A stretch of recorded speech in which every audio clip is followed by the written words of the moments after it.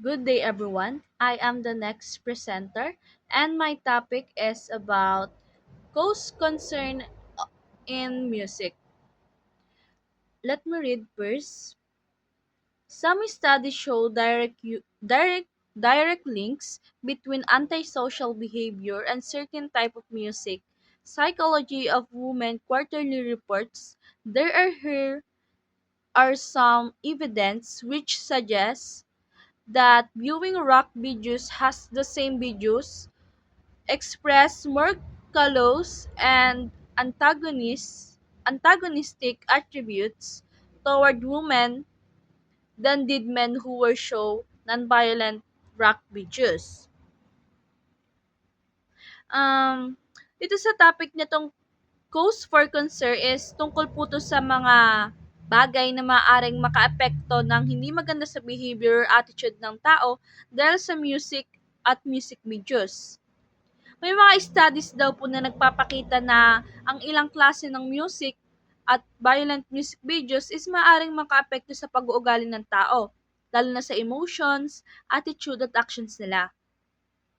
Some studies show direct links between antisocial behavior and a certain type of music. May mga studies na nagsasabing may connection yung ilang case ng music sa antisocial behavior. So ano nga ba yung antisocial behavior? Ito yung ugali na pagiging aggressive or pagiging rude, walang pakialam sa feelings ng iba, pagiging violent or palaaway. Hindi ibig sabihin na lahat ng nakikinig ng ganong music is magiging masama. But the point is, maaaring makaapekto ito sa mood, attitude ng ibang tao. For example, kapag ang isang tao ay palaging na-expose sa music na puno ng galit, violence, or hate message, possible na ma-influence yun sa behavior or perspective niya. Ito naman sa viewing rock videos has the same effect. According to study din, may mga lalaking nanonood ng violent rock videos na nagiging mas callous na tinatawag nga dun sa slide at antagonistic daw toward women kumpara sa mga nanonood ng non-violent videos. Yung callous po, ibig sabihin nun is manhid sa feelings ng iba, walang empathy or concern, antagonistic. Ibig sabihin naman nun is hostile, palaging galit or against sa ibang tao. Yung mga lalaking nanonood ng violent rock videos is nagpapakita ng mas negative attitude toward women, kumpara sa mga lalaking nanonood ng non-violent music videos. For example, yung mga violent music videos, may fighting, disrespect, anger, or harmful message.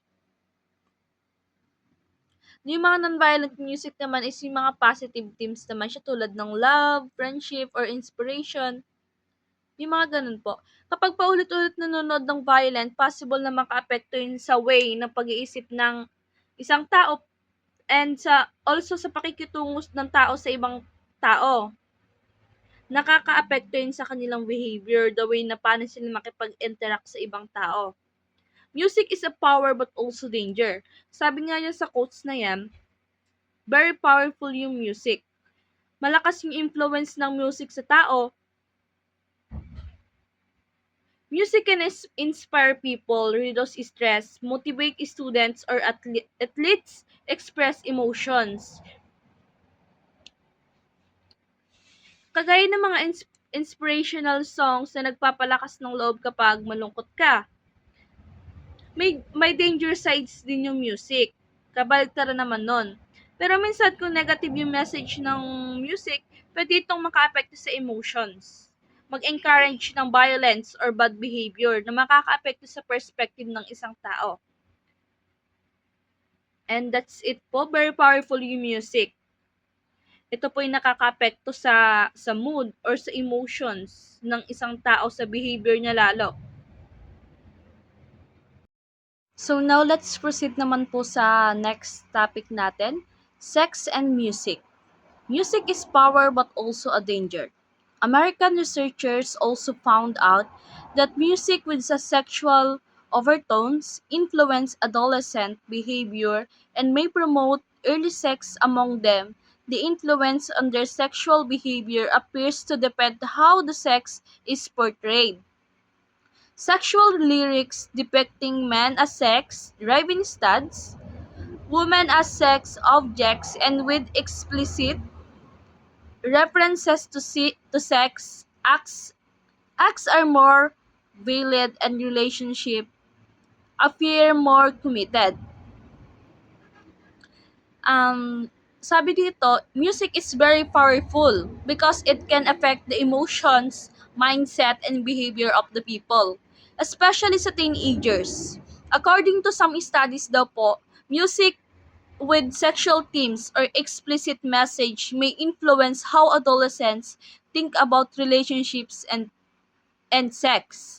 For example, kapag yung song or music video is nagpapakita ng lalaki na puro sex lang ang iniisip at babae bilang sex object, possible na magkaroon ng negative influence sa viewers or listeners. Pero hindi naman lahat ng music is masama. It depends na rin kung paano pinapakita ang message sa kanta. For example, love songs that promote respect, loyalty, and commitment can give positive lessons about healthy relationships. Kaya sinasabing music is power but also danger dahil kaya nitong magbigay ng inspiration and comfort. Pero maaari din itong makaapekto ng hindi maganda kung negative ang content ng music na pinapakinggan. And that's it po. The next one is the power of music. Let let me read first. Music alone with sudden charms can bind the wandering sense and calm the troubled mind. William Congreve hymn to harmony. William Congreve wrote about 300 years ago in his hymn to harmony. In century earlier, ancient Greek writings claim that musical training is a more potent instrument than any other because rhythm and harmony find their way into the inward places to the soul. The truthfulness of that been seen by some parents who have observed their teenagers being silent and uncooperative after feeding. And sabi naman po dito, the lesson explains that music has a strong effect on a person's emotions, thoughts, and behavior. Even long ago, people like William Congreve and the ancient Greeks already believed that music could calm the mind and touch the soul. Music can help people relax, feel inspired, and become motivated. For example, calming music can reduce stress, while inspirational songs can encourage students to study harder. However, music can also have negative effects. It depends on the type of the song at kung ano yung pinapakinggan ng isang tao. Some parents na napapansin nila yung mga teenagers nagiging moody, aggressive, and uncooperative daw po after always listening to negative or violent music. Nagpapakita na yun ng ang music is very powerful. Very powerful talaga na it can be affect to the listeners. So people should be careful and wise in choosing the music they listen because it can influence feelings, attitudes, and behavior. The next topic is Franz Peter is covered 797 1828. Peter is covered, the musician of friendship, who before he died at the age of 38, the distinguished master of art songs, was an Austrian composer. Franz had composed more than 500 lieder or songs. Si Franz Schubert po ay isang Austrian composer na kilala bilang musician of friendship. Even though naging maikli yung buhay niya, namatay siya sa edad na 31, nakagawa siya ng napakaraming musical compositions, lalo na mahigit 500 lieder o art songs. Kilala ang kanyang mga kanta dahil sa magagandang melody and emotion expression na nagpapakita ng malalim na damdamin. Ilan sa mga famous works ay Ave Maria, Serenade, at hanggang ngayon ay patuloy pa ring pinapahalagahan at pinapakinggan ang kanyang music. Ang mga kanta niya ay kilala dahil sa magagandang melody and tungkol sa emotional expression at may malalim na meaning.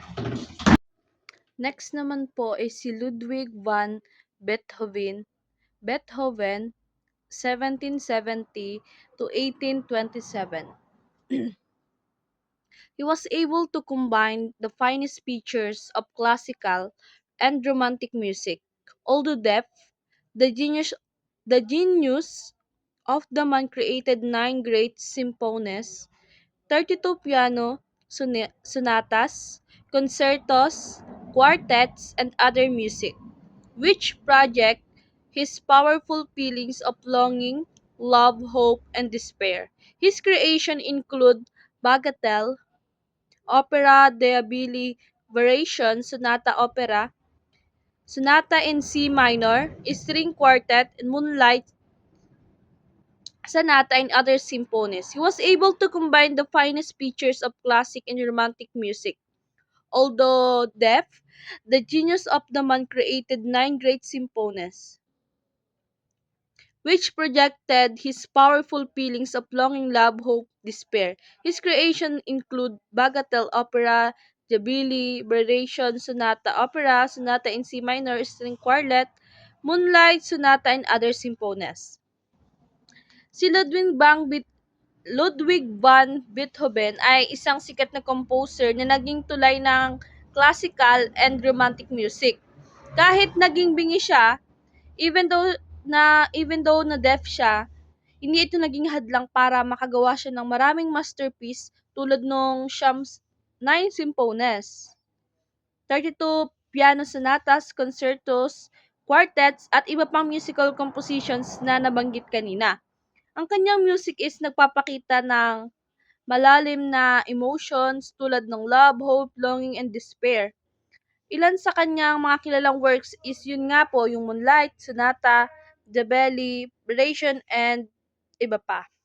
At until now po, kinikilala siya na bilang isa sa pinakamagaling na pinaka-influence composer sa kasaysayan po ng music.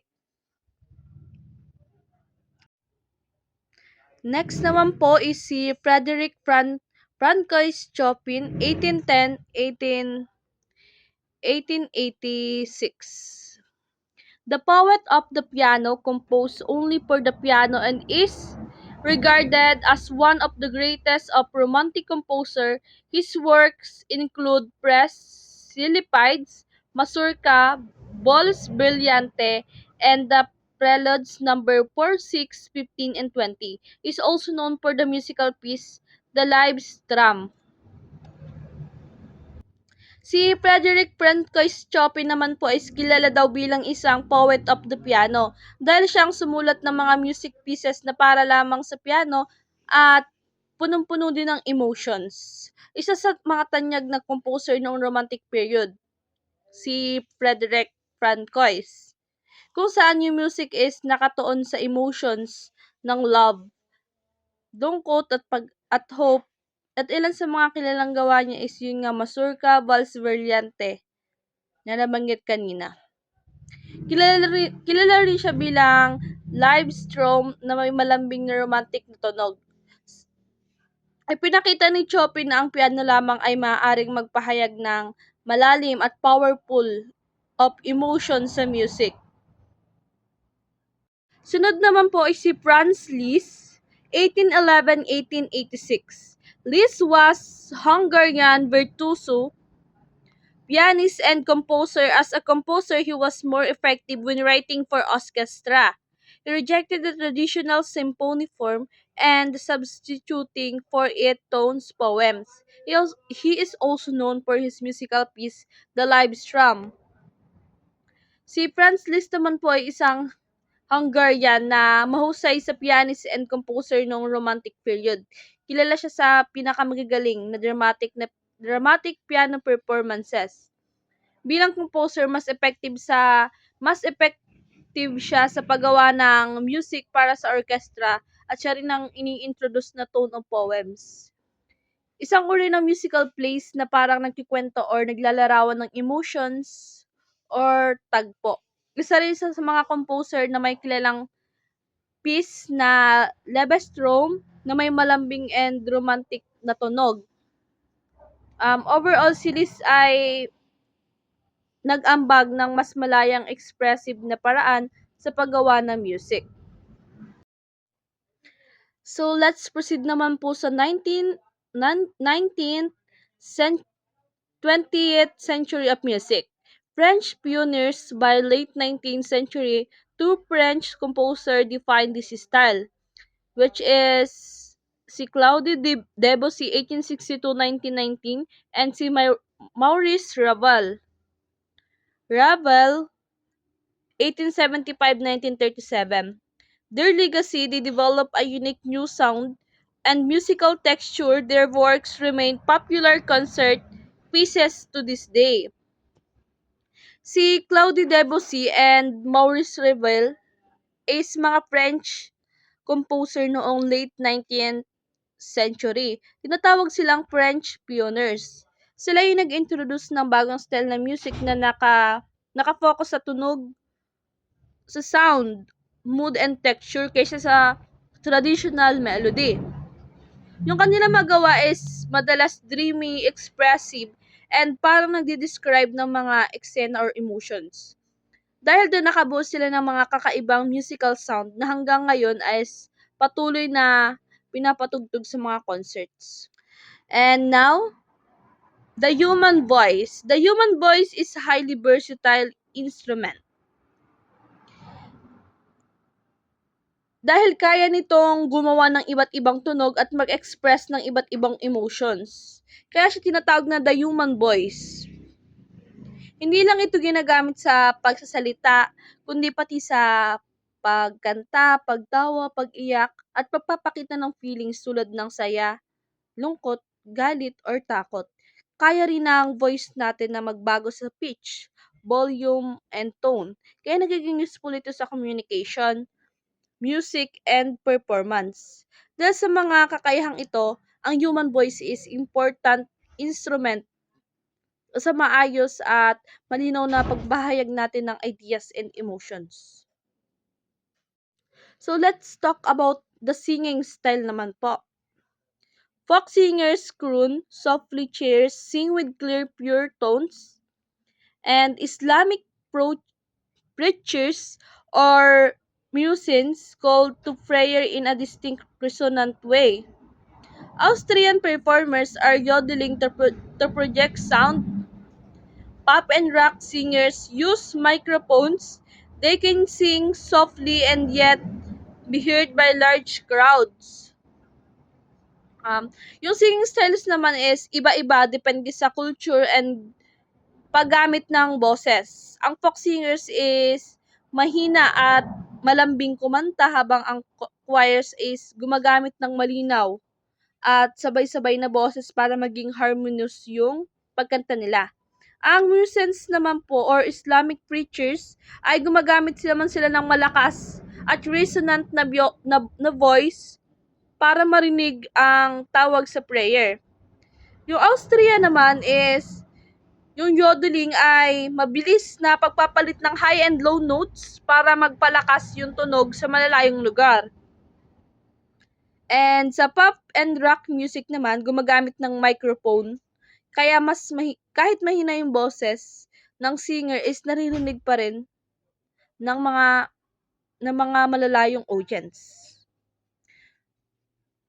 Dito naman po tayo sa vocal range. Everyone has a natural comfortable range.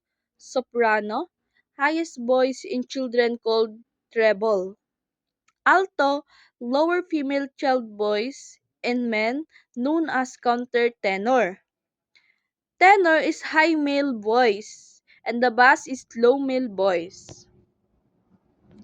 Dito naman po, ang vocal range ay tumutukoy naman sa natural na taas na o baba ng boses ng isang singer. Ang soprano mo ay pinakamataas na boses naman, karaniwang babae or treble sa bata. habang ang alto naman ay mas mababa daw yung boses ng babae or countertenor sa lalaki. The tenor naman is yung mas mataas ang boses ng lalaki at ang bass naman is pinakamababang boses na may malalim at powerful yung tunog. Ang bawat vocal range ay may kanya-kanyang role para maging balance at maganda yung sound pag kumakanta.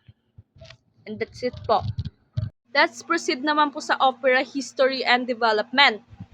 In 60s, early opera used recitative speech like singing. To tell stories, Claudio Monteverdi added choruses and dances to make performance livelier while keeping recitative for narration. Ang opera na nag-start noong 60s is bilang isang bagong uri ng musical performance kung saan pinagsasama-sama yung kanta at drama. Sa early opera, ginagamit daw yung recitative na isang style ng pag-awit na parang normal na pagsasalita para mas ma-express yung story ng malinaw. Isa sa mga important composer noon ay si Claudio Monteverde. Sabi daw doon, nagdaragdag daw siya ng choruses and dances upang mas gawing mas may buhay or interesting yung performance. Even though nagdaragdag siya ng mas lively elements, ginagamit pa rin niya yung recitative para sa storytelling or narration. The way na siya is very expressive and entertaining talaga during early opera. And now, dito naman po tayo sa 17. Wolfgang Amadeus Mozart wrote both serious and comic operas, expanding opera as entertainment. Noong 17s, lalo pang umunlad yung opera dahil kay Wolfgang Amadeus Mozart. Isa siya sa mga kilalang composer na nagsulat ng parehong serious and comic operas. Kaya naging mas diverse at mas interesting yung genre. Dahil dito daw is yung opera ay hindi lang naging serious story kundi naging entertainment din na may halong humor and drama. In short, pinalawak ni Mozart yung opera para mas ka-enjoy ito sa mga audience. And last, sa modern era, stars like Kirite Kanawa, New Zealand continue to draw huge audience worldwide. Dito naman sa modern era, yung opera ay mas patuloy pang sumikat as naging kaakit-akit, naging mas naka-entertain pa siya sa mga tao sa buong mundo. Isa sa mga kilalang opera stars is si Kiri Kanawa mula sa New Zealand na naging tanyag dahil sa kanyang mga magaganda at powerful na soprano voice. Dahil sa mga modern performance, tulad niya, ang opera ay hindi lang para sa mga lumang panahon, kundi patuloy pa rin nagiging live and appreciate sa mga concert halls and international stage. In short, ipinapakita ng modern era na ang opera ay buhay pa rin at patuloy na minamahal ng audience until now. And that's all po. Dito po natatapos yung reporting ko. Thank you for listening. I hope you learned from me. Thank you po.